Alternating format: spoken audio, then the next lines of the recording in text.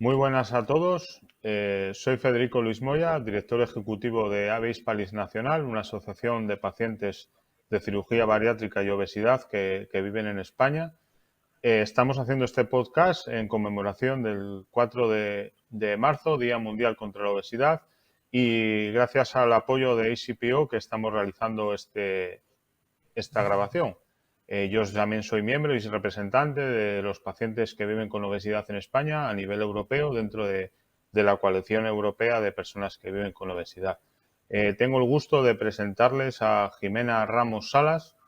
Ella tiene un doctorado en salud pública, es especialista en promoción de la salud de la Universidad de Alberta en Edmonton, Canadá, y es una consultora independiente que trabaja de varias organizaciones canadienses e internacionales como Obesity Canada o la Asociación Europea del Estudio de la Obesidad y la Organización Mundial de la Salud. Ella es, como dijéramos, si hablamos de estigma, que es un poco el inicio de este podcast, ella es como el alma mater y la mayor defensora de este problema en todo el mundo. Jimena, si quieres comentar alguna cosa más o incluir algo más de tu currículum, que es muy extenso y yo lo he recortado un poquito. No, muchas gracias, Federico. Me parece muy bien la introducción y te agradezco mucho y estoy muy encantada de estar aquí con ustedes. Muy bien, pues vamos a ir al grano y te voy a hacer la primera pregunta así, sin pasar más tiempo. ¿Cuál es el significado de la palabra estigma? Y ahí nos vas a hacer un poco de formadora. Claro. Me gustaría empezar como para definir los conceptos. Hay tres conceptos que se usan casi de la misma manera, pero son distintos. El primer concepto es el sesgo de peso y eso se refiere a nuestras creencias personales o actitudes personales que tenemos sobre el peso y sobre la obesidad o también sobre las personas que tienen sobrepeso o obesidad. Luego, el otro concepto que hay es el estigma. El estigma se refiere más a los estereotipos sociales y creencias sociales que existen en nuestra sociedad, que son muy arraigados en nuestra sociedad.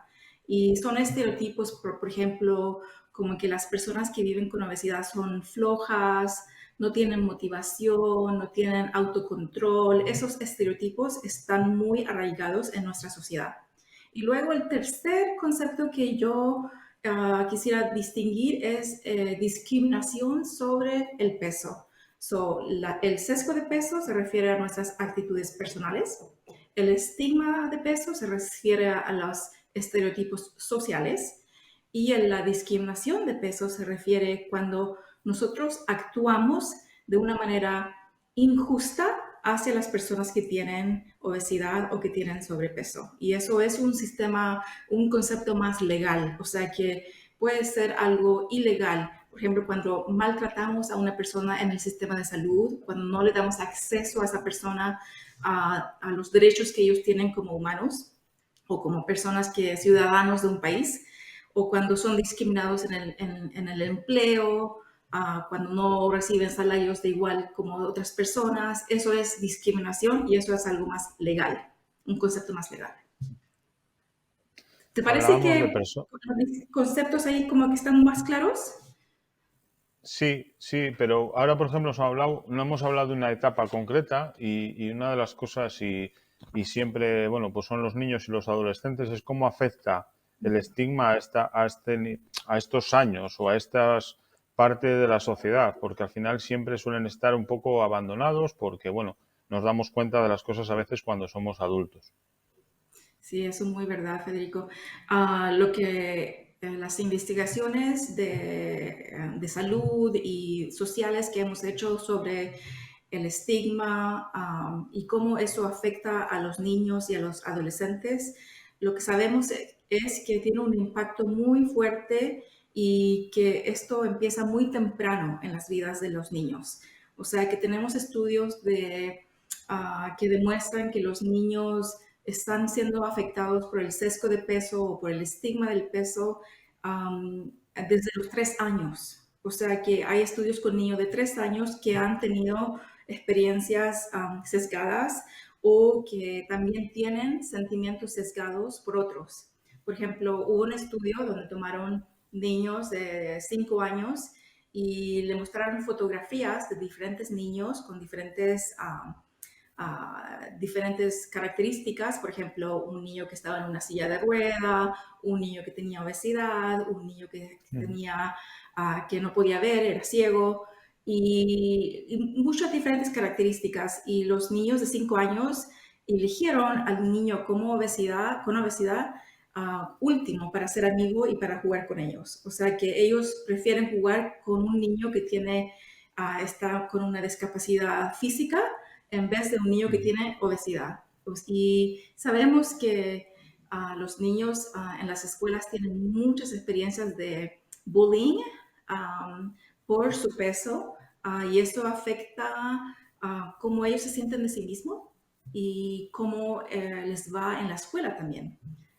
Porque, ujú. por ejemplo, tenemos estudios que muestran que los profesores que trabajan en las escuelas, ellos le dan menos oportunidades a los niños que tienen sobrepeso y eso significa que estos niños que tienen sobrepeso tienen menos oportunidades para aprender y eso le va a afectar el nivel de educación a esos niños y el resto de su vida, los chances que tengan para su vida. O sea, cuando nosotros actuamos basado en nuestras propias creencias sesgadas y tratamos a personas diferentes de una manera incorrecta o injusta, eso va a tener muchas consecuencias para esos niños. Yo, por ejemplo, a medida que tanto de EasyPO con las formaciones que nos dan, o como vosotros con Novellicity Canadá, cada vez que leemos y traducimos cosas, yo saco la conclusión de que yo no fui un niño obeso y después sí que fui un adolescente obeso al raíz de dejar una, bueno, pues yo tenía problema de comprensión lectora y me recomendaron piscina por el tema de la coordinación. Ujú. Eh, pero de pequeño ese problema de falta de comprensión lectora me llevó a ser el niño señalado. Al niño que había que pegar a la salida del colegio, el niño que en cuanto hacía algo raro en clase era el niño que era el pasillo, yo era el niño del pasillo. Y sí que me doy cuenta que a posteriori ese bullying, que ahora lo llamamos bullying, pero en aquel entonces era porque tú supuestamente eras despistado, eras vago o cosas así, a posteriori yo sí que reconozco ahora que es una influencia a que yo posteriormente sufriera obesidad y, bueno, hasta el punto de que yo llegué a un índice de masa corporal tan elevado que tuve que pasar por una cirugía bariátrica. Y te das cuenta a posteriori, bueno, pues cuando estudias, cuando te enseñan un poco, cuando, bueno, tiras también un poco internamente de esa lucha interna de no querer esa etapa mala y profundamente estigmatizante, la quieres olvidar. Sí, yo entiendo eso muy bien, Federico, porque los estudios demuestran de que cuando los niños pasan por estas experiencias de estigma y de bullying, ellos no se dan cuenta de lo que está pasando y internalizan las cosas que les pasan y empiezan a creer que estas creencias se refieren a sí mismo y empiezan a creer que esto es verdad de sí mismo Mm, y inconscientemente esto afecta qué piensan ellos de sí mismo y su comportamiento. Y cuando hablamos de comportamientos estamos hablando de cómo un niño que no que haya sido atacado o bullied, de alguna manera el nivel de estrés sube muy rápido en ese niño, en esa persona, ujú. y cuando una persona está pasando por algo muy estresante, eso sube las hormonas de diferentes maneras que causan que también afecte nuestra salud directamente y que también afecte nuestro comportamiento. Por ejemplo, sabemos que cuando estamos estresados, el cuerpo fisiológicamente quiere guardar más grasa corporal, porque eso es una respuesta al estrés que pasa Ujú, inconscientemente de la persona si es que ellos hacen ejercicios o si comen bien. Es directamente basado al estrés que la persona sufre. Y luego también el estrés y el miedo y todas las emociones que un niño puede pasar cuando está siendo bullied, eso también causan diferente comportamiento, right? Que ellos van a evitar estar en lugares donde ellos pueden ser atacados nuevamente y eso puede prevenir que ellos participen en educación física o programas jugar en los parques por miedo de que van mm, a ser perseguidos nuevamente o bullied nuevamente. Entonces, eso cambia el comportamiento y eso puede hacer que una persona suba de peso. O sea, que el estigma y el bullying puede hacer directamente y indirectamente que uno suba de peso. Antes hemos comentado un estudio que has estado tú comentando sobre el estudio de 3 años y un poco hemos hablado de varios ámbitos, pero ¿en qué momentos y en qué lugares encontramos este estigma? Hemos hablado de Claro. alguno, por ejemplo, el laboral, pero coméntanos un poco más con este estudio, ¿dónde habéis encontrado y en qué momentos? Cuando hablamos de estudios de niños y adolescentes, la mayoría de esos estudios están en las escuelas y en las universidades, en los colegios. Ahí vemos que muchos niños y adolescentes tienen mucha experiencia de sesgadas en las escuelas, pero también tenemos muchos estudios que los niños y jóvenes tienen experiencias sesgadas y de estigma dentro de su propia familia. O sea, por comentarios de sus propios padres, hermanos, tíos, tías, abuelos que dicen, tú eres gordo porque es tu culpa, tú tienes que bajar de peso, tienes que controlarte más. Estos comentarios no solamente pasan de gente externa en las escuelas, sino que también viene de la familia.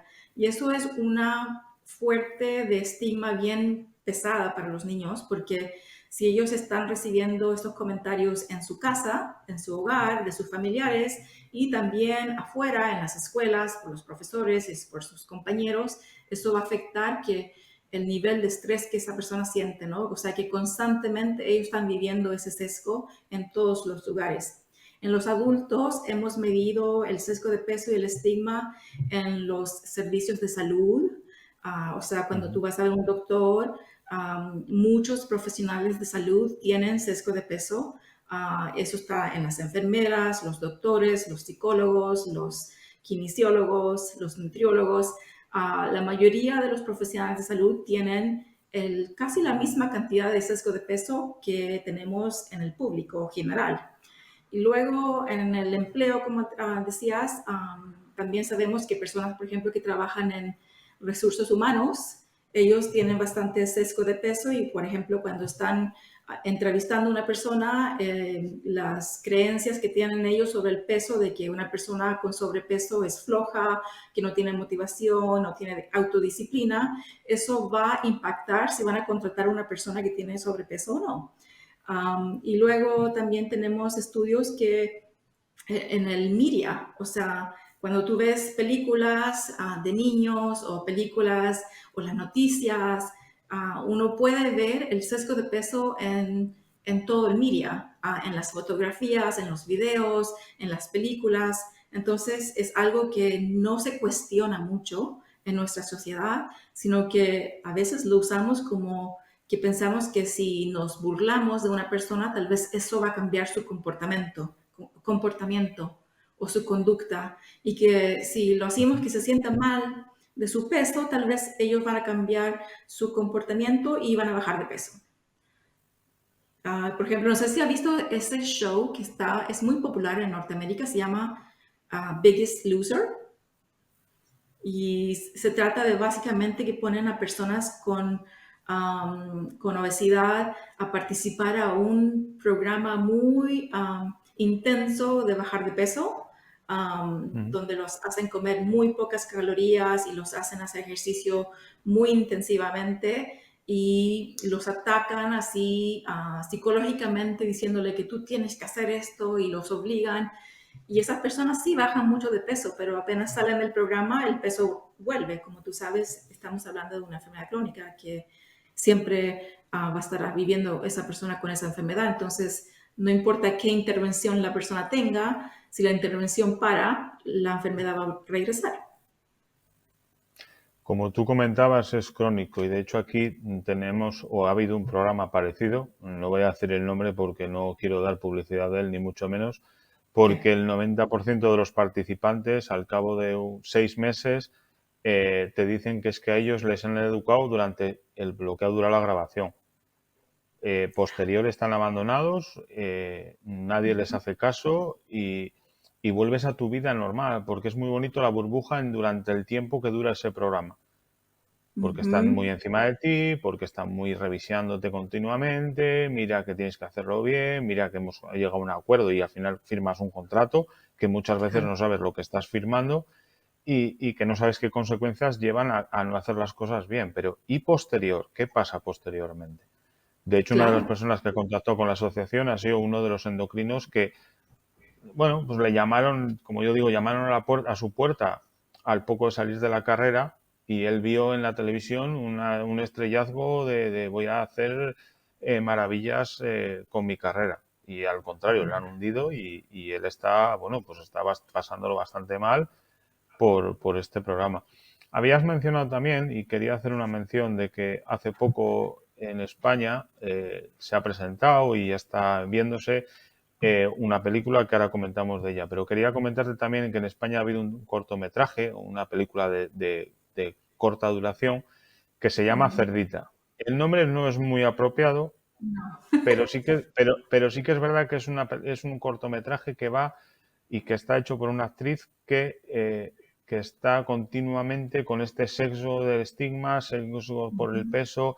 Entonces, una vez que lees a mí una vez que leí el título no me gustó, pero luego lo No, ves y ves que realmente es un tirón de orejas, vamos a llamarlo así, sí, hacia los tomadores de decisiones y hacia toda la sociedad en general diciendo es que la palabra es estigmatizante. sí. Y la otra película que hace poquito que ha empezado y que quería preguntarte qué te parecía y que si se había estrenado ya en Canadá, que es en español se llama La ballena, Sí.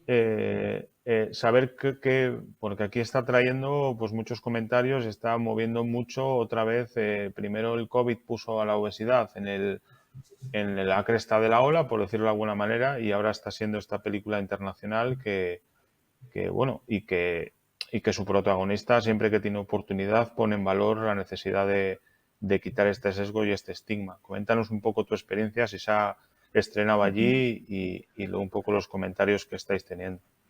Ujú. Sí, yo conozco esa película The Whale, que salió en Estados Unidos y ha recibido bastante críticas por algunas personas, pero la comunidad de obesidad en Estados Unidos y en Canadá um, ha recibido esta película de una manera muy buena porque da conciencia a la experiencia de vivir con obesidad, Ujú, que eso lamentablemente no hay mucha conciencia de eso en nuestra sociedad, sino que es al revés, sino que la mayoría de las personas tienen creencias muy equivocadas sobre la obesidad, no entienden lo que es vivir con obesidad y base a esa falta de conciencia viene todo este tratamiento injusto hacia las personas que tienen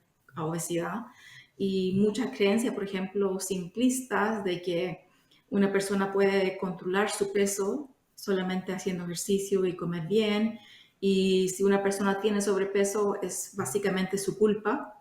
Y nosotros como profesionales de salud o como políticos o como enfermeros o doctores no tenemos necesidad de ayudar a las personas que tienen obesidad porque es su culpa, sino que ellos deberían controlarse y tomar responsabilidad por su propio peso y no entienden y no comprenden que esto es una enfermedad crónica que necesita el apoyo igual como una persona que vive con diabetes o con hipertensión o con un tipo de cáncer y que tenemos que capacitar a los profesionales de salud, a los políticos, para que ellos entiendan que esta enfermedad es algo muy difícil para una persona y que no podemos abandonar a las personas y dejarlas ahí sin apoyo de servicio de salud, de servicios sociales y también leyes para proteger contra la discriminación que estas personas sufren, ¿no? Por ejemplo, no sé cómo es en España, pero en Canadá no hay ninguna ley que hace que sea ilegal discriminar a una persona por su peso. O sea, si un empleador decide despedir a una persona por el peso, no hay ninguna cosa que esa persona pueda hacer legalmente porque ellos tienen el derecho de despedir a esa persona por su peso. O sea, no hay ninguna protección para esas No, personas. En España es así también. no, en España, de hecho, el principal problema que tenemos es que no está reconocida como una enfermedad. Ya. Ya no vamos a lo que estamos hablando, que es una enfermedad crónica y que es una enfermedad multifactorial. Directamente es que cuando hablas con los tomadores de decisiones te dicen que es un problema de salud pública. Y yo siempre les digo, entonces es una enfermedad. Sí. Y ellos siempre le dan la vuelta para no darse cuenta. Y nosotros siempre una de las cosas que estamos promoviendo es hacer un estudio de lo que cuesta el no tratar la obesidad y tener que llegar a las personas a una cirugía bariátrica, que lo ideal es que nadie tenga que llegar, Ujú. porque, a ver, esto no es bueno, al final es cambiar el organismo de alguna manera y ver eso, el estudio de hacerla, bueno, el no tratarla. Si usted la Sí, trata, es que no es solamente que yo llegue a una cirugía bariátrica, es todos los problemas que vienen, que hay más de 200 enfermedades asociadas. Más, entonces, diabetes, siempre nos vamos al mismo, diabetes, pero ¿cuánto ujú. gasto genera la salud pública la diabetes todos los meses, todos los años? Eso Entonces es es la un cosa, problema. ¿eh?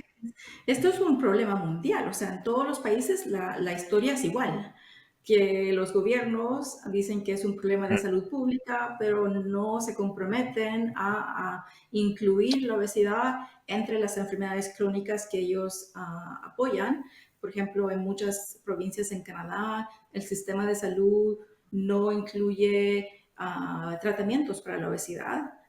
Y muchas personas tienen que acudir a ir al sistema privado para obtener ujú, tratamientos o se van afuera de Canadá, por ejemplo, a lugares como Estados Unidos y México para tener acceso a cirugía bariátrica, por ejemplo, porque en su provincia no existe, o sea, el gobierno ni siquiera hay una lista de espera porque básicamente no hay cirujanos o no hay oportunidades para esas personas tener cirugía bariátrica. En unas provincias hay gente que está esperando 6 a 9 años para tener cirugía bariátrica y en ese tiempo una persona puede morir. O sea, hay gente que está muriendo ujú, esperando recibir el tratamiento que ellos merecen y para nosotros en Canadá eso es una injusticia social, eso es discriminación, porque no importa si yo tengo cáncer o diabetes o hipertensión o sleep apnea, lo que yo sea, yo como pagador de impuestos en Canadá, yo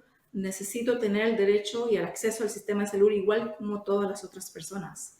Y sería, es muy, muy discriminatorio decirle a una persona que vaya a ponerse una dieta o que vaya a pagar su propia cirugía bariátrica en otro país. O sea, eso para nosotros es en Canadá, por lo menos, es una injusticia social que nosotros estamos abogando para poder eliminar. Pero básicamente, como tú dices, fundamentalmente la creencia de que esto no es una enfermedad, que la obesidad ujú, no es una enfermedad, eso es fundamentalmente lo que causa que no hay acceso al tratamiento. Y mm, esa creencia de que la obesidad no es una enfermedad, sino que es un factor de riesgo, un comportamiento individual, que una persona tiene que tener responsabilidad individualmente de manejar ese comportamiento. Esa creencia que la obesidad es un comportamiento, una conducta, está muy equivocada. Eso no está basado en ciencia, ¿right? Porque el peso y la obesidad no es un comportamiento. El peso, si tú haces una dieta o si tú vas a correr un maratón o si tú te vas a un tratamiento específico, eso es una conducta, pero la obesidad es algo biológico, ¿right? No es una conducta. Y aunque tenemos que cambiar esa narrativa en la salud pública, yo pienso que tú lo dijiste mm, muy bien cuando dices que cuando tú hablas con los políticos y ellos dicen, no, esto es un problema de salud pública, eso automáticamente ellos quieren decir que es un problema conductual y que tenemos que mm. básicamente educar a las personas a comer mejor y hacer más ejercicios y controlar su peso.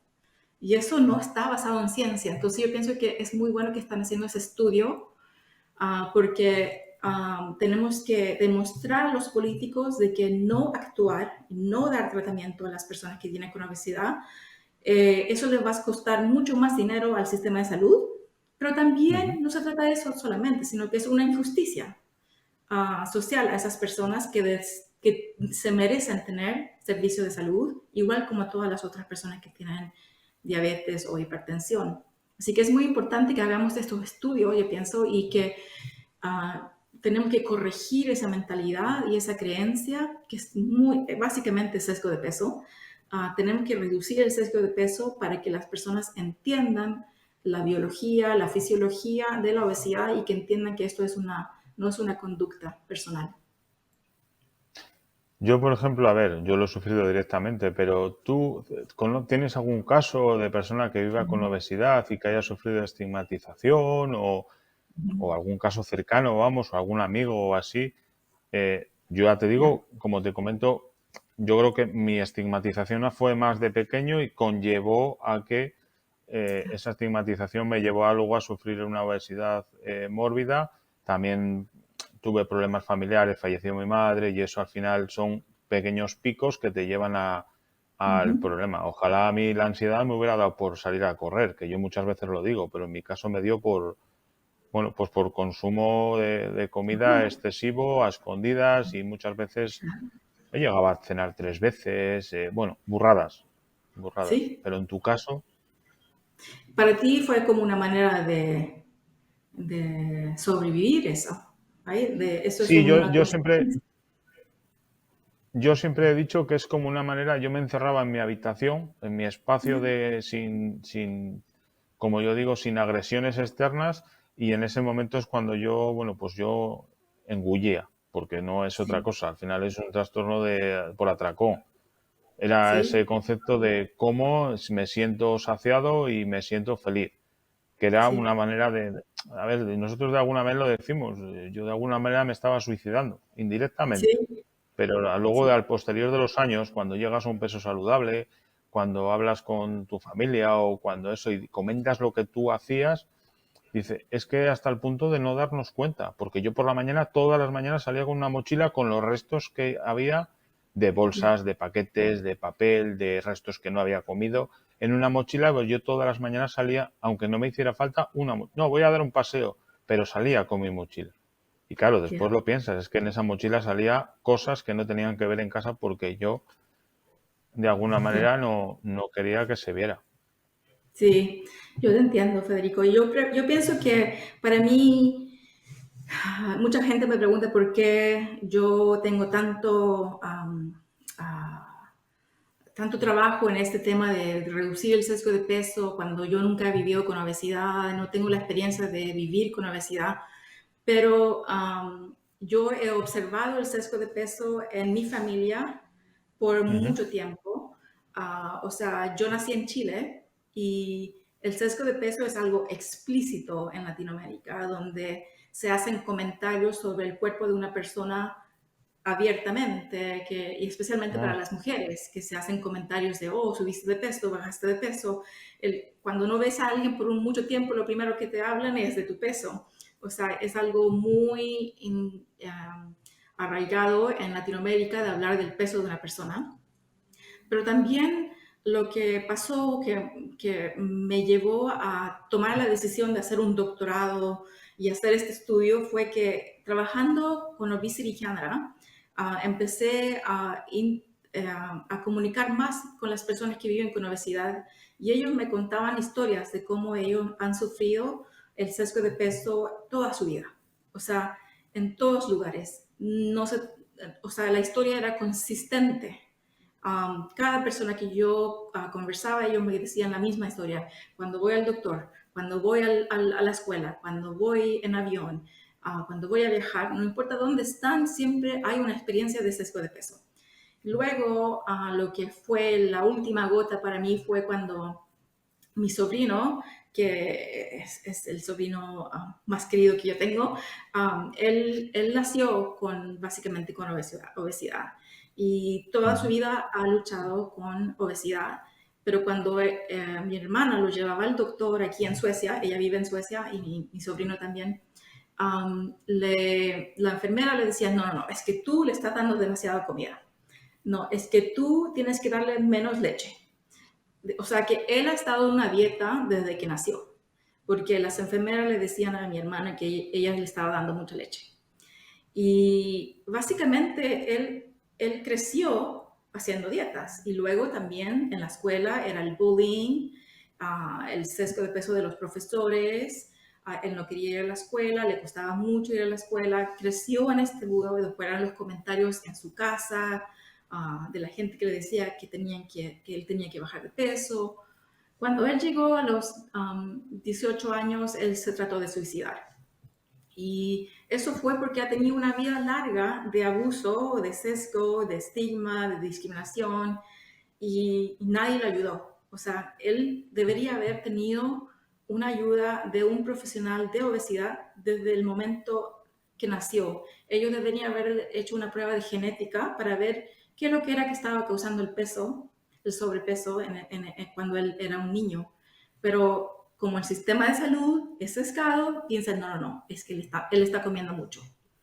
Pero la obesidad es una enfermedad muy compleja, ¿right? Hay factores genéticos, hay factores conductuales, hay factores de mentales. Por ejemplo, cuando él llegó a esa depresión tan fuerte, eso también causó que él estaba tomando tratamientos médicos para la depresión que hizo que él Ujú, subió más de peso porque la mayoría de los tratamientos de depresión hacen que la persona suba de peso. Y no solamente 1 kilo o 2 kilos, sino que estamos hablando de 20, 30 kilos en un ujú. corto plazo de tiempo. Entonces, él, con la depresión y todos los problemas que tenía, subió y subió más de peso hasta que él tuvo acceso a una cirugía bariátrica cuando él tenía 20 años. Y así él bajó de peso, pero la cirugía también tuvo complicaciones para él porque a veces como en cualquier cirugía, una cirugía de cáncer o de ortopédica, pueden haber complicaciones. O sea, no es que la Ujú. cirugía bariátrica es la única que tiene complicaciones. Y hay pacientes que pueden pasar por complicaciones. Y él tuvo muchas complicaciones, lamentablemente. Y estuvo por 10 años con mucho dolor, que no podía comer y sufrió bastante. Y también cada vez que iba al doctor, los doctores le decían, no, no, no, es que tú estás mintiendo, es que tú estás comiendo mucho, es que tú no estás haciendo lo que te decimos, tú no sigues nuestros consejos, es tu culpa que tú estás con ese dolor. O sea, siguió el tratamiento así, sesgado, aunque él ya había bajado de peso, que lo trataban así como que no, tú eres una persona que no tienes voluntad propia, no eres inteligente, tú estás mintiendo. Entonces, él perdió toda la confianza con el servicio de salud. O sea, él no tiene confianza en los doctores ni nadie hasta que yo llegué de regreso a Suecia hace 4 años atrás y lo ayudé a encontrar doctores que tienen educación en obesidad, y es porque yo trabajo en este mundo, ¿no? Que yo conozco muchos profesionales que tienen educación y que saben cómo es la obesidad. Y al finalmente él recibió ayuda y tuvieron que sacar la cirugía bariátrica. O sea que él ya no tiene la cirugía bariátrica. Y por supuesto, cuando tú terminas de hacer el tratamiento, la obesidad vuelve. Entonces a él Ujú. le volvió la obesidad. Y de Porque nuevo es empezó crónico. el sesgo de peso. Cuando él iba al doctor le decía, bueno, ahora la cirugía no funcionó, ¿qué vamos a hacer? Y yo le decía, no hay nada más. La cirugía es lo único que podemos hacer, no hay ningún otro tratamiento. Pero eso no es verdad, y yo sé que eso no es verdad. Cualquier estigma es negativo, pero yo creo que el principal y el que más daño hace es el de los propios especialistas de la salud. ¿Cierto? Es Yo creo como, que sí, porque de hecho, y a mí yo lo he vivido cuando mi madre empezó a enfermar y siempre era entrar por la puerta, veías la mirada del médico y era camina y cierra la boca. ya, O abrían el cajón y era la misma dieta, yo llamo siempre, en español lo llamamos la dieta fotocopia. Siempre era la misma, 1500. Como la de mil ya, quinientas no te funcionaba, 1000. ya, Eh, y yo muchas veces, y siendo un crío y sin entender y sin saber, yo decía, si no te está funcionando, ¿por qué no vamos a otro? Sin saber, yo era claro, pequeño, yo era muy chico, y yo decía, te estás, porque yo lo veía, estricta, bueno, no te voy a engañar, había momentos porque las dietas no son fáciles ni son agradables para ninguno, pero un cuarto de onza de chocolate, y en nuestra familia la genética fue muy importante y tenía un problema de que es que era lo que a una persona le engorda un gramo de chocolate, a mi madre se multiplicaba por 10. Ah, claro. Pero el médico era, siempre es culpa tuya, es lo que dices, que cualquier estigma es duro y es grave. Pero yo creo que el Ya. mayor y el más problemático es el de los especialistas de la salud. Ujú. Luego lo que has comentado, y me he reído porque en España pasa lo mismo, yo lo tengo en casa, este estigma de cada vez que te ven te dicen algo de tu peso. Sí, Eh, por ejemplo, con mi padre, mis tías, eh, las hermanas directas de mi padre, siempre que le ven o qué delgaduco estás o cuando ha empezado y ha cogido un poco de peso porque se ha jubilado, ya no trabaja, tiene una vida más ujú, sedentaria, ¡jo! ¿Cómo te estás poniendo? sí, Pero antes del buenas tardes o del cómo estás o cómo te sientes. ujú. Es el Y una primer de las comentario. veces, el primer comentario, y una de las veces a mí me dio tanta rabia, mi padre después me lo recuerda, dice, pero tuviste razón, me dice, mi padre estaba con tratamiento de quimioterapia por un problema de un cáncer Wow, y, bueno, pues adelgazó mucho. De repente estaba claro. muy bien, tenía, bueno, pues un peso normal, tampoco nada del otro mundo. Lo que pasa es que mi padre siempre ha sido muy delgado. Y nos Mm. encontramos con mi tía. Dice, uy, ¿cómo has adelgazado de repente? Y le digo, se llama quimioterapia. Es que "Eh, es pero ¿por qué me lo tan, dices así? Digo, es que siempre que nos lo- ves haces el mismo comentario. Y lo ha vivido en ujú, mi familia, pero pasa en todas las familias. ujú, El hola, ujú. antes del hola, Claro. ¿cómo estás o cómo te encuentras? Qué delgadito, qué gordito estás, cómo has recuperado peso, siempre, siempre, Sí, siempre, yo siempre. me acuerdo, yo y mi hermana nos llevamos por un año, o sea, yo soy un año mayor que ella, pero cuando Ujú. éramos pequeñas, mi mamá nos vestía casi iguales. Teníamos las mismas poleras, pantalones, y a veces la gente le preguntaba, ¿cuál es Jimena y cuál es Karen? Y mi mamá, la respuesta que yo me acuerdo hasta ahora, me dice, bueno, Jimena es la más gordita y Karen es la más delgadita. O sea, así nos separaba, ¿no? Y yo, wow. Ahora que yo pienso que yo tengo este conocimiento de cuánto grave es el Mm, sesgo de peso, ahora yo me doy cuenta de que eso estaba malo. Pero en ese tiempo mi mamá no tenía malas intenciones, ella no quería causar no, problemas entre nosotros, pero no sabía mejor.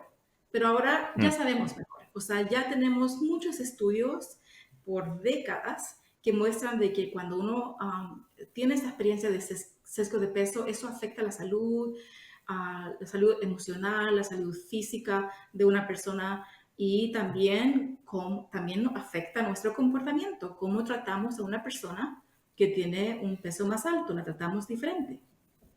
Luego también un poco hay mucha falta de formación de los especialistas, porque en Canadá no lo sé, pero en España, por ejemplo, bueno, igual que en Canadá, tú has comentado, aquí hay un país y tenemos regiones, y cada región tiene su sistema de Claro, salud propio, que eso también es un problema. sí. Eh, Aquí, por ejemplo, hablando con los doctores, endocrinos, internistas, todos me dicen lo mismo. Dice, es que en medicina no se habla de obesidad. Por ejemplo, hablando con la escuela de endocrinos, con la carrera, cuando haces la especialidad de endocrinos, ellos mismos te dicen, es que dimos una hora de obesidad. Y depende el profesor que te toque, que lo tenga que dar, a veces lo elimina directamente. Sí, exactamente. Es Sí, exactamente lo mismo en Canadá y en Suecia, donde vivo ahora, en todos los países de Latinoamérica, que la mayoría de los profesionales de salud que yo converso con ellos me dicen que nunca han recibido capacitación sobre la obesidad y incluso yo creo que algo que yo le estoy diciendo a la Asociación del Estudio de la Obesidad en Europa, IASO, y a ujú, Obesity es que un grupo de que porque nosotros tenemos eso muy bien entendido, que los profesionales de salud no reciben educación sobre la obesidad. Entonces, IASO y Obesity Canada tienen muchos programas de educación para doctores y enfermeras y kinesiólogos y psicólogos, pero hasta este momento no nos hemos enfocado mucho en la salud pública, en los profesionales que trabajan en salud pública, Porque tú Ujú. y yo empezamos esa conversación cuando dijimos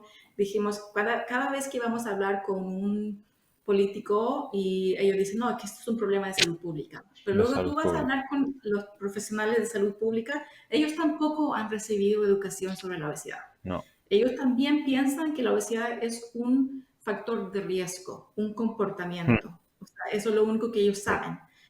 Y yo tengo un doctorado en salud pública, o sea, estudié 10 años de salud pública y nunca me dieron ningún curso de obesidad. O sea, me enseñaron que diabetes es una enfermedad crónica y que hipertensión es una enfermedad crónica y depresión y todas estas otras enfermedades, pero obesidad se trata como un riesgo, un factor de riesgo, un factor Mm. conductual. Entonces, la solución para la obesidad siempre va a ser, tenemos que cambiar la conducta de una persona. Entonces, eso reduce los tratamientos y la manera que cada país está haciendo una estrategia para la obesidad. O sea, en Canadá tenemos una estrategia nacional para la diabetes y para la salud mental y para el SIDA Ujú. y para el artritis, pero no hay una estrategia nacional para la obesidad No. De porque hecho, nos... aquí de hecho, aquí en España hay un grupo que se llama Open, del cual yo formo parte como paciente, con la experiencia del paciente, que, bueno, pues está logrando eso, el buscar un plan integral de tratamiento de la obesidad. Sí, Pero siempre que hablas con políticos, y es lo que te comentaba al principio, siempre es prevención infantil, y ahí sí, se quedan. En España se han gastado hace poco, o se van a gastar, me parece que son 27 o 37 millones de euros en campañas de obesidad infantil. Los sí. demás no asistimos. Eh, No, eh, no. la Y gente eso es que, muy por como raro. ejemplo en tu caso, lo que comentabas de tu sobrino, que ya nació con un Sí, exceso de peso. No se trata y probablemente, quizá ella no, pero muchas madres después empiezan con un problema de peso en el sentido de que esos kilos que cogieron en el embarazo no son capaces de reducirlos. Luego, ya, y también es eso, verdad que la sociedad en que estamos en una sociedad bueno, de la carrera, de lo más rápido que podamos comer y lo más sencillo. Y obvio, luego hay otro ya. problema. Eso Luego hay otro gran yo estoy de problema que acuerdo. es, Eso yo estoy de acuerdo que tenemos que hacer, cambiar el sistema, cómo vivimos y cómo comemos, todo eso, pero eso no es específicamente para la obesidad, para prevenir la obesidad, eso es para prevenir problemas de salud en general, hmm, ¿right? Todas las personas tienen que estar comiendo saludable y haciendo ejercicio y tener acceso a comida que ellos puedan afford, o sea, que puedan comprar, right? Pero el problema es que la mayoría de las estrategias de salud pública que se encuentran ahora, por ejemplo, de poner subir los precios a las bebidas con muchas calorías o poner los labels a los paquetes, eso es muy bueno hmm, para todos. Pero eso no va a prevenir la obesidad para las personas que tienen, por ejemplo, una persona que sube de peso porque está tomando un medicamento antidepresivo. O no correcto. va a ayudar a una persona que ha sido abusada físicamente o sexualmente y eso causó el Ujú. sobrepeso. O sea, los tratamientos tienen que ser individuales y no vamos a poder prevenir la obesidad con solamente una estrategia. O sea, tiene que ser No, algo más complejo, pero yo creo que la obesidad es tan estigmatizada que básicamente los políticos piensan, no, esta gente no merece el mismo tratamiento como una persona que tiene cáncer. Una persona que tiene cáncer es más importante que una persona que tiene obesidad. Y eso es muy malo, ¿no? Eso es lo que yo pienso mm, que tenemos que cambiar en la salud pública. Así que yo sí estoy de acuerdo contigo que los profesionales de salud es una fuerte muy grande de estigma que tiene mucho impacto en la salud de los pacientes, pero no deberíamos olvidar que también los profesionales de salud pública, y yo soy una de ellas, tampoco recibimos educación de la obesidad. Y ahora la mayoría de la gente que trabaja en el gobierno, en el Ministerio de Salud, en salud pública, son gente como yo, que no ha recibido educación y están tomando decisiones para la obesidad que no están basadas en evidencia y eso es muy importante. Pero yo pienso que te quería preguntar una pregunta a ti sobre qué piensas tú de cómo podemos cambiar esa narrativa de que esto es un problema que los pacientes tienen que ayudarse a sí mismos y es un problema individual, conductual. En España, ¿cómo están incluyendo la voz del paciente para cambiar esa narrativa? Porque en Canadá eso es lo que hemos hecho fundamentalmente, es incluir la voz del paciente, y las películas, como tú me decías, del whale, de la ballena, esas películas muestran la experiencia de cómo es vivir con la obesidad, que la mayoría de la gente no sabe cómo es vivir con la obesidad. Entonces, la historia, las voces de los pacientes son muy importantes para reducir el sesgo de peso y para reducir el estigma y para educar a la gente de que estamos hablando de una enfermedad crónica y que esto está afectando las vidas de las personas. O sea, no es, no, o sea, si no ponemos la imagen humana a la Ujú. obesidad, es muy difícil cambiar las políticas. ¿Qué piensas tú? Pues mira, sobre ese tema, y es triste porque, y nos cuesta mucho porque desde hace muchos años ya te digo que la sanidad está distribuida en regiones. Ah, En los años 80, a principios de los 80, había una única forma de gobernar el tema de la salud. Y desde, me mm, parece que es el 83, una cosa así, o el 87, se ha distribuido en diferentes regiones. Entonces, ya es el principal problema. Aquí tenemos una región que yo siempre que hablo con mis compañeros de ICPO, siempre que hablo de Cataluña, la sí. tienen muy vista y es porque es una de las comunidades autónomas que más hace por las personas que viven con obesidad. Y en Barcelona hay un hospital que tiene eh, un espacio que le llaman experiencias del paciente.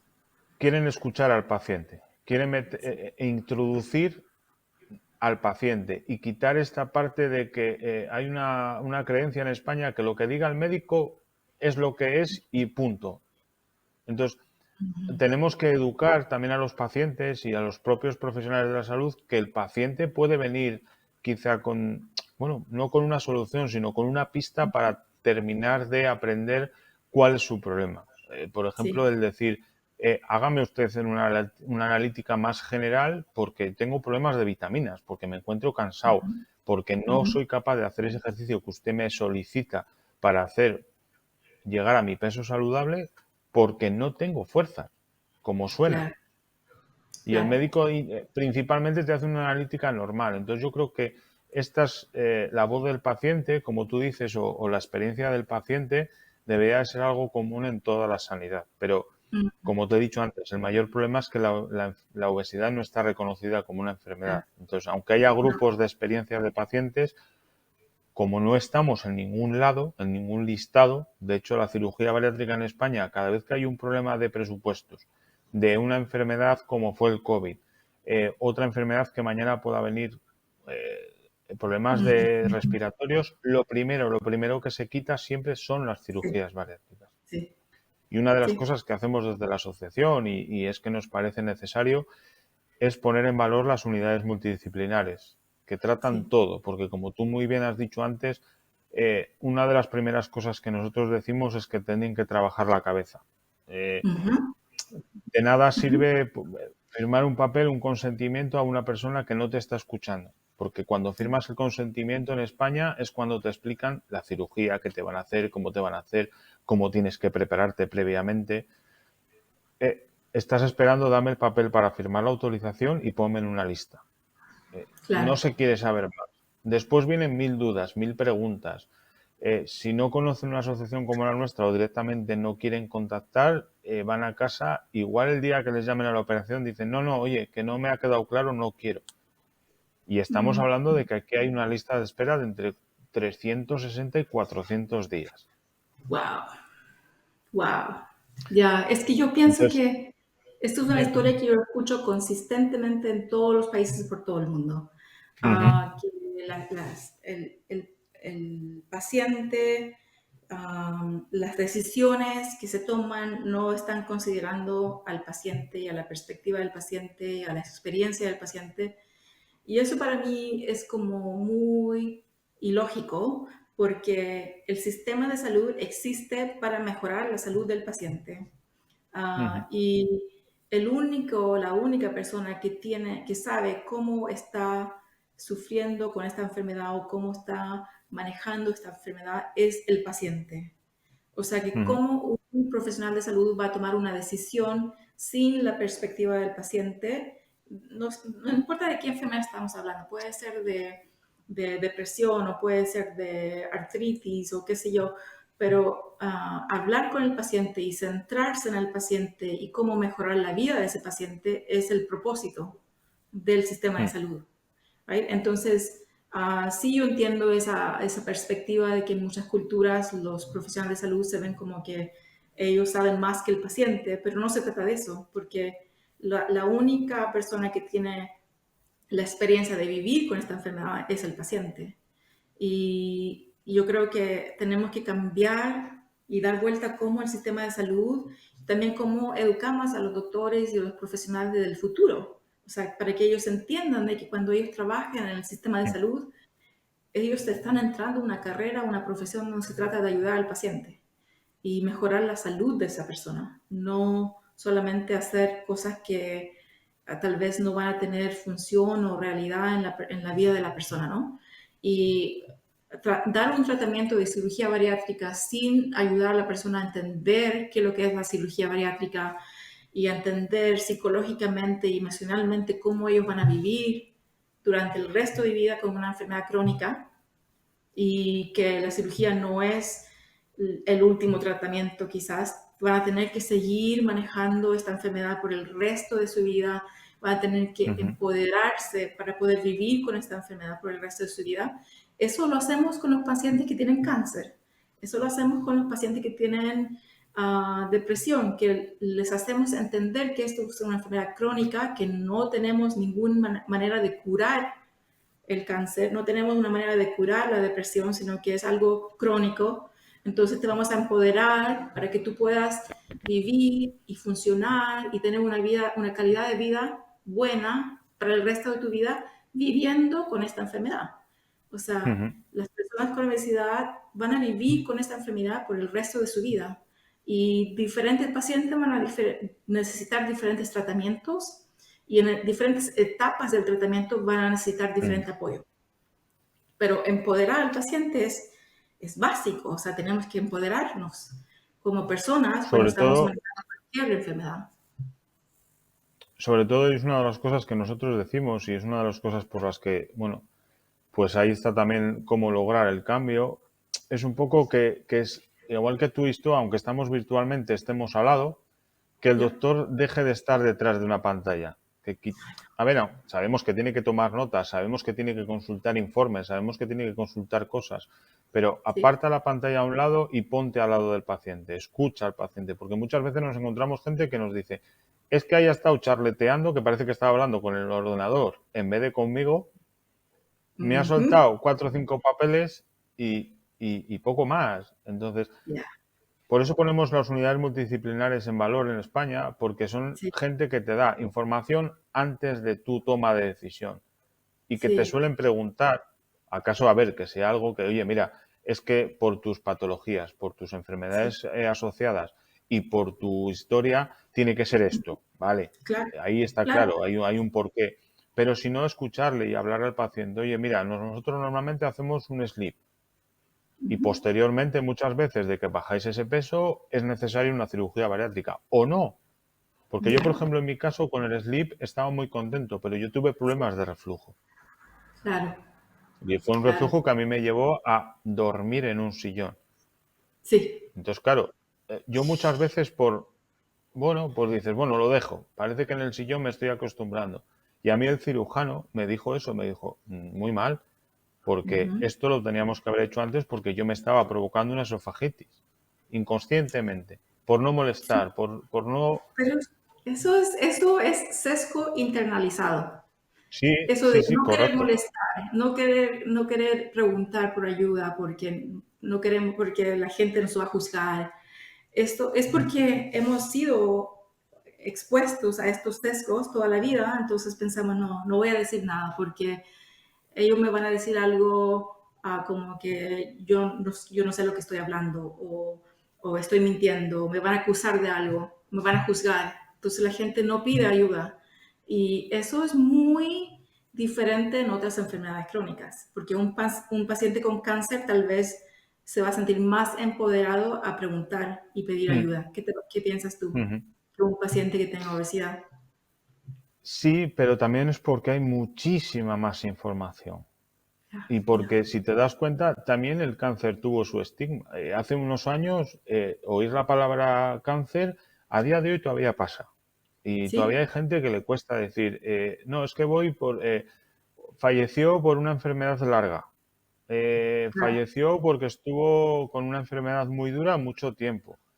No, Y no decía. todavía a día de hoy Ujú. pasa y todavía se sigue escuchando que cuesta. Y cuando hablas de algunas expresiones, tú mismo ya sabes de lo que están hablando. Entonces, Oh, ya. la primera manera es quitarle estigma. Y Sí. el estigma propiamente, como tú decías, de los propios pacientes. Yo te iba a preguntar eso, ¿qué Mm. podemos hacer desde los propios pacientes? Y mucho de ello es darnos cuenta, porque hay un alto porcentaje en España, se cree que un 40%, o hay estudios que dicen que un 40% de personas que viven con obesidad en España no reconocen tener esa enfermedad. Claro, Entonces, claro. Sí, eso es igual. Mm.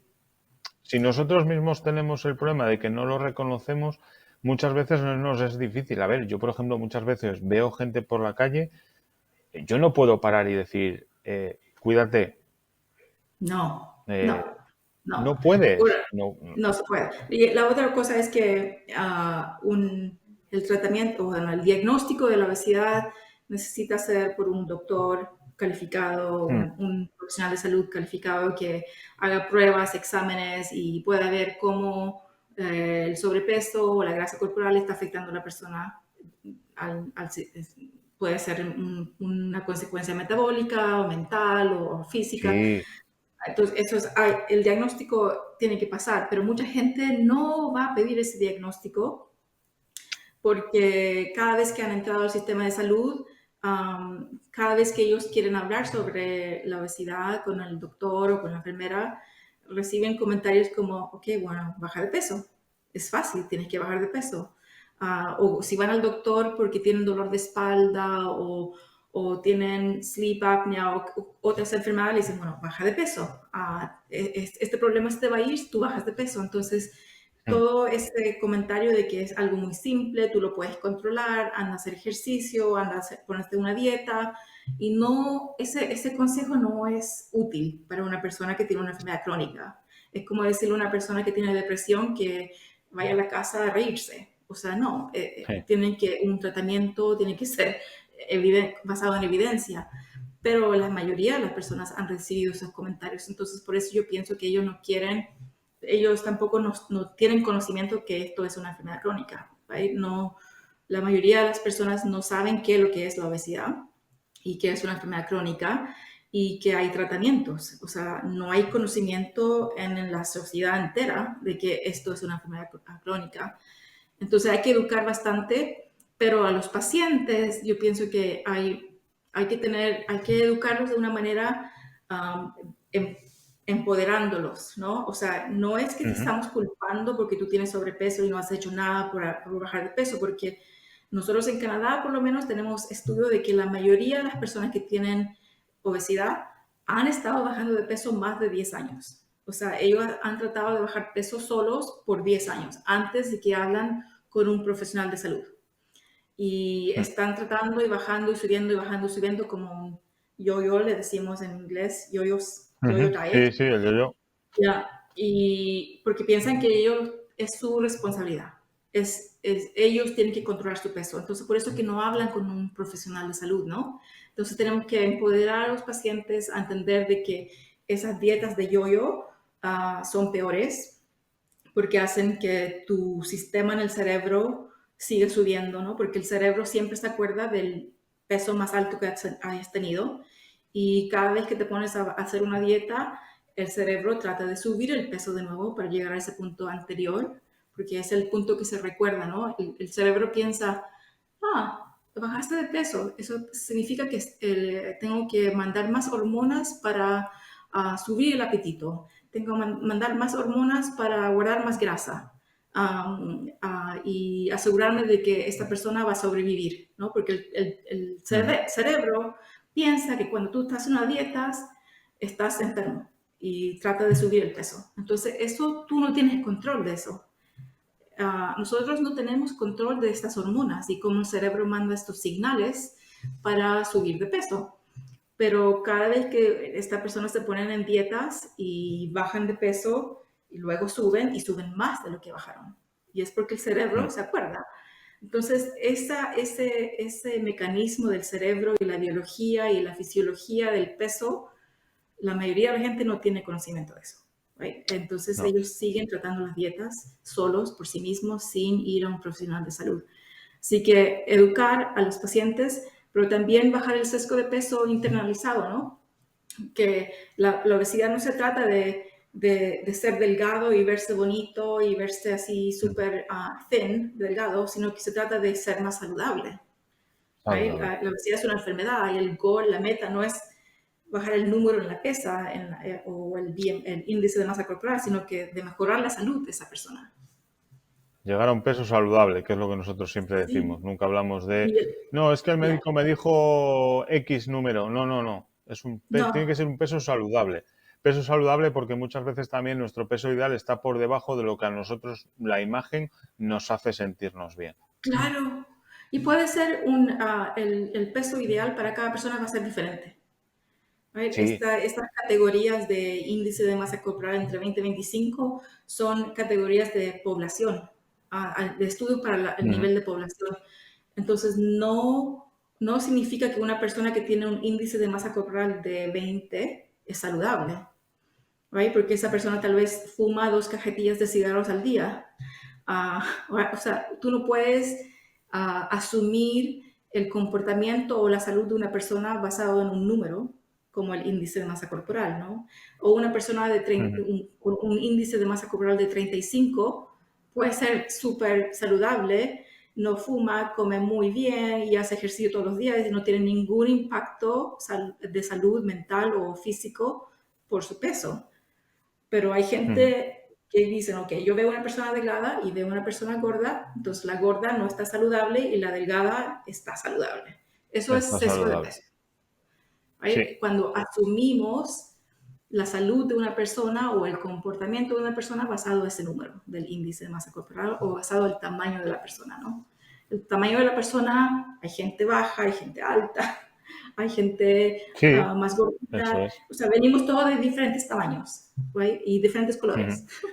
Así que es como empoderar a los pacientes que si ellos sienten de que su peso o su grasa corporal está afectando su salud de alguna manera, que vayan a un profesional de salud La salud. y que reciban un examen adecuado médico para ver qué es lo que está causando ese impacto en la salud y recibir el tratamiento que sea individualizado a esa persona para que esa persona pueda mejorar su salud, no solamente bajar de peso, pero mejorar su salud. Entonces, eso es todo tenemos que hacer tanta educación de que yo creo que es posible, ¿no? Porque, por ejemplo, cuando yo te decía que pensamos que la obesidad es un factor de riesgo conductual, y mucha gente compara la obesidad con fumar, right? Sí. La salud pública, por ejemplo, dice, no, tenemos que hacer todas las cosas que hicimos en salud pública para bajar el consumo de cigarros, que subimos los impuestos a los cigarros, hicimos leyes para que no fumen en los restaurantes, y tenemos que hacer todas esas estrategias de salud pública para la obesidad. Tenemos que subir los precios de la comida mala, tenemos que eliminar los reclames de comidas malas para los niños y eso va a eliminar la obesidad. Bueno, eso no fue lo que bajó el consumo de cigarros, sino que lo que bajó fue que reconocimos que fumar es una enfermedad, es una adicción. Que fumar Ujú. es la nicotina hace que la persona sea adicta a fumar.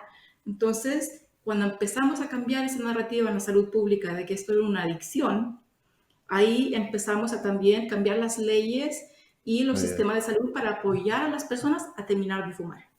¿Right? Entonces, si cambiamos esa narrativa en la salud pública de que la obesidad no es una conducta, sino que es una enfermedad crónica, ahí podemos empezar los cambios en el sistema de salud para apoyar a esas personas que viven con esa enfermedad. Igual como apoyamos a las personas para terminar de fumar, o a las Ujú. personas que tienen alcoholismo, o las personas que tienen enfermedades mentales. O sea, tenemos que pensar de esa manera. Por eso yo pienso que reconocer que la obesidad es una enfermedad crónica puede reducir el sesgo y puede reducir el estigma, pero también hay que hacerlo con mucho cuidado y con bastante educación y empoderamiento para las personas que viven con esta enfermedad, y escuchar a los pacientes, escuchar sus historias, poner al paciente al centro de todas las decisiones que tomamos para mejorar la salud pública, ¿no? Eso debería ser normal, pero no es. Ya sabemos ya que no No lo es. es. No. Pues Jimena, muchísimas gracias por tu tiempo. Hemos aprendido mucho y nos hemos anotado muchas tareas como pacientes para seguir empoderándonos y para seguir luchando por el cambio. Y agradecer a EasyPO porque sin su colaboración esto no sería posible. Y feliz Día Mundial contra la Obesidad a todos. Muchas gracias.